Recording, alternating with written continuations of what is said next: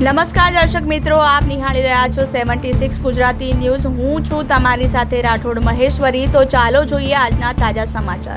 અમદાવાદની 148મી ભગવાન જગન્નાથજીની રથયાત્રા શાંતિપૂર્ણ અને ભવ્ય રીતે પૂર્ણ થઈ ગઈ છે। આજની રથયાત્રામાં લાખો ભક્તોએ ઉત્સાહ અને ભક્તિભાવ સાથે હાજરી આપી। સવારના 4 વાગે કેન્દ્રીય ગૃહમંત્રી અમિત શાહે મંગળ આરતી કરી હતી અને મુખ્યમંત્રી ભૂપેન્દ્ર પટેલે પાહિંડ વિધિ કરીને રથયાત્રાનો પ્રારંભ કરાવ્યો હતો। જમાલપુરના જગન્નાથ મંદિરથી શરૂ થયેલી યાત્રા શહેરના વિવિધ વિસ્તારમાંથી પસાર થઈ અને સાંજ સુધીમાં મંદિરમાં પરત ફરી ગઈ છે। આ વખતે 24,000થી વધુ પોલીસ અને સુરક્ષા દળો તૈનાત રાખવામાં આવ્યા હતા।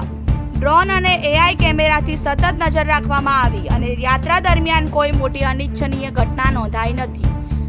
હાથીઓ, ઊંટો અને ઘોડાઓ સાથે ઝાંખી ભક્તો માટે આકર્ષણ રહી। ભક્તોએ ભગવાનના દર્શન કરી પ્રસાદનો લાભ લીધો અને સમગ્ર શહેરમાં ભક્તિભાવનું મોજું છવાઈ ગયું। આ વર્ષે પણ રથયાત્રા ભાઈચારા, શાંતિ અને ભક્તિથી અનોખી ઝાંખી આપી ગઈ। અંતે અમે કહીએ છીએ જય જગન્નાથ।